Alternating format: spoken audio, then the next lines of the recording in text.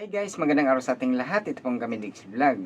Ang pag-uusapan natin ngayon, itong lumalabas na balita na ang asawa daw ni Senator Marcolita ay konektado dito sa isang insurance company na ginagamit ng mga diskaya. Asawa ni Sergio Rodante Marcoleta sa mga insurance na ginamit ng mga diskaya. Batay sa notarized acknowledgement na nakalap ng Billionaire News Channel. Personal na humarap noong 2022 ang kontratistang si Sara Diskaya at ang regional manager ng Stronghold Insurance para sa isang bond obligation ng kumpanya. Nakalista mismo sa board of directors ng Stronghold Insurance si Mrs. Edna Marcoleta, asawa ng senador. Kaya tuloy, napaisip tayo guys na noong nag-hearing ay itong si Senator Marcolita ay pinagsabihan nitong si Senator Lacson ng ganito. Why are you so protective of the Diskayas? Why are you so protective? I am not protecting them. Mabuti sinabi mo yan.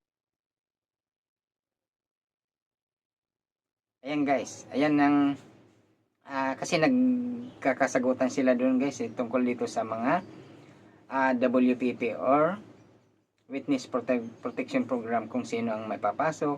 Kasi mas mayroon na interview si Senator Lacson na mas credible daw itong si Hernandez na maging mapasok sa WPP or Witness Protection Program. At ito namang si Marcolita ay pinipilit niyang itong mga diskaya ang maipasok kasi yun ang nauna niyang na-recommenda doon sa DOJ. Kaya guys, itong nung mga nakarang hearing ay nagdidebate itong si Senator Lacson at itong si Senator Marcolita. Kaya ito guys, ang ating kaya tuloy napaisip tayo kung bakit sinabihan ni Senator Lacson itong si Marcolita na parang dinidepensa niya ang mga diskaya, dahil baka siguro itong siyempre kung ang asawa niya ay konektado dun sa mga diskaya, ay malamang kaibigan din niya yun. Yan, kaya may tanong lang tayo kay Senator Marcolita kung totoo nga ba na ang asawa mo ay konektado dito sa isang insurance company at ginagamit ang mga diskaya. Yun lang, magtatanong lang naman tayo. Pwede naman sabihin mo hindi paliwanag mo, at kung totoo naman, sabihin mo na totoong nagtatrabaho or konektado ang asawa mo sa insurance company na yan na ginagamit ang mga diskaya. Di wow. Di ba? Ganun lang ka simple yan. Kung aminin mo na lang, kagaya ng ginawa ni Bernardo na amin ka agad kung anong mga nagawa niyang mga kasalanan. Hindi, wala nang maraming mga tanong pa. Ngayon, kung i-deny mo, mas halukayin yung kung anong mga koneksyon ng kung tutubay ng iyong asawa ay konektado doon sa mga diskaya. Yan ang simple tanong lang natin kay Senator Marcolita kung yan ay totoo. Kung totoo, hindi maganda aminin para alam na kagad ng tao, kaysa itatago pa. Nahalata ka tuloy kasi nung nag-hearing tayo, panay mas depensa ka dito kay sa mga diskaya. Halata naman sa hearing, Senator, di ba? Kasi pag nagtatanong ka sa mga diskaya, para kang nagluluto ng champorado, diba? Dandahan lang. Pero pag nagtatanong ka naman sa ibang resource person, para kang nagsasangag. Di ba? Kaya medyo nahalata. Kaya kung totoo naman yan, ang asawa may connection sa mga diskaya, ay di mas na yan sa hearing. Mas halata ka nang may papanigan ka talaga. Kaya siyempre nakahiya din naman na alam na nang nasa balita na nabalita na napanood ko sa balita na ang iyong asawa ay konektado dito sa isang insurance company na ginagamit ng mga diskaya. Yan, ganoon lang ka simple naman yun kung totoo naman ba't naman natin lilihim yun?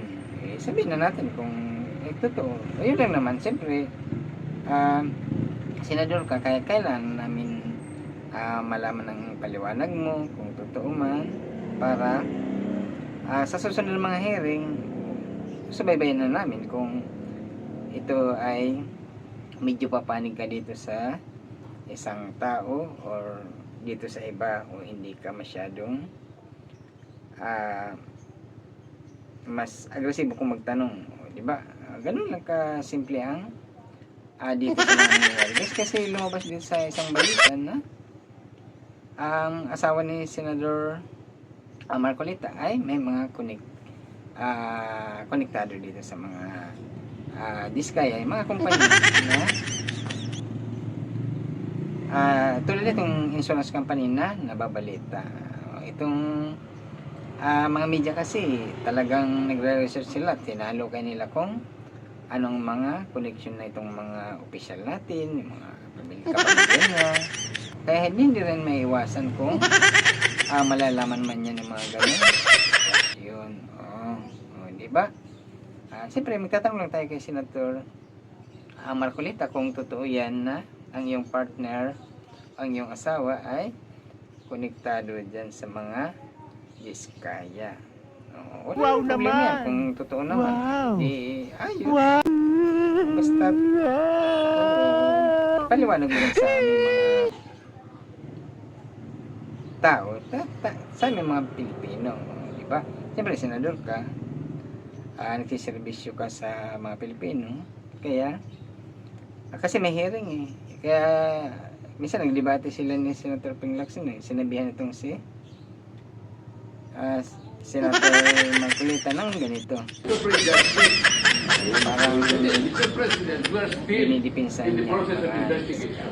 If we are in the process of investigation, Why are you so protective of the Diskayas? Why are you so protective? I am not protecting them. Pagkikiling. Kasi gusto natat siya eh. Na may pasok sa WPP. Sina mag-asawang Diskaya. At bakit daw itong si Hernandez mas credible kaysa dito sa mag-asawang Diskaya, di ba? Sila naman ang nakakalam diyan, bahala na sila diyan, di ba? Tayo nanonood lang tayo sa kanila. Silang mga marunong diyan, silang marunong sa mga batas na yan.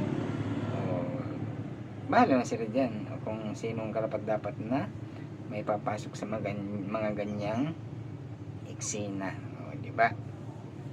Yan kasi sa mga kasi official natin, korap ng korap, kung hindi kayo nangurakot eh. Hindi wala sanang ganyang hearing at saka ganyang mga balita na malalaki na pera kasi ng tao yan eh, kinurakot eh. Yan, ang lalaki. Imbis na mapunta sa mga proyektong totoo, minsan wala pa, kumubra na, wala pa yung proyekto, hindi ginawa. Mautak ka. Yan, kaya ganun guys, itong may lumabas na balita, malamang kakalat tayo kasi kanina natin na nakita sa balita na itong misis ni Senator Marcolita ay may konektado dito sa isang insurance company na din ang Diskaya. Diba? Nagtatanong naman tayo kay Senator Marcolita kung totoo yan. Diba? Siyempre tayo mga kaubayan, gusto rin natin malaman kung totoo yan. Kaya kasi yan, kung totoo yan na kaibigan yung o kakonektado dun sa Diskaya ang kanyang misis, ibig sabihin siya din, kaibigan niya yun. Siyempre, tapos may hearing na ganito, di mas papabor dun sa kanyang kaibigan ang kanyang mga tanong. Ganun lang ka simple intindihin natin kahit tayo ay hindi naman mga nakapag-aral ng mga ganyang abogasya. Tayo din, nakakaintindi din tayo kung anong nagiging sitwasyon dyan sa hearing o sa pangyayari dito sa ating bansa. Diba? Guys, abangan na lang natin ang susunod mga mangyayari dito sa mga balita tungkol dito sa itong mga controversial na mga corruption dito sa mga proyekto ng pamahalaan.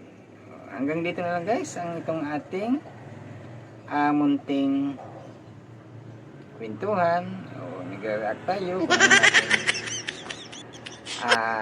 nakukuha ang mga balita at naggagawa din tayo ng konting opinion natin para mapaganda ang ating kung totoo naman yan na at talagang may connection silang lalo, hindi dapat sa hearing hindi masyadong manggigisa itong si Senator Marcoleta kasi kung manggigisa ka ng dalawang panig, kung kaibigan mong isa, yung isa hindi, mas papagawa mo itong kaibigan mo, di ba? Tanong lang naman natin yun kasi napanood lang naman natin sa mga balita na ganong mga pangyayari. Hanggang dito na lang guys. Kayo guys, anong masasabi nyo dito sa mga balitang ito na ang asawa daw ni Senator Marcoleta ay may connection doon sa mga Diskaya. No, yun. Doon lang na sa balita lang natin na lalaman guys, hanggang dito na lang. Bahala kayo kung anong masasabi.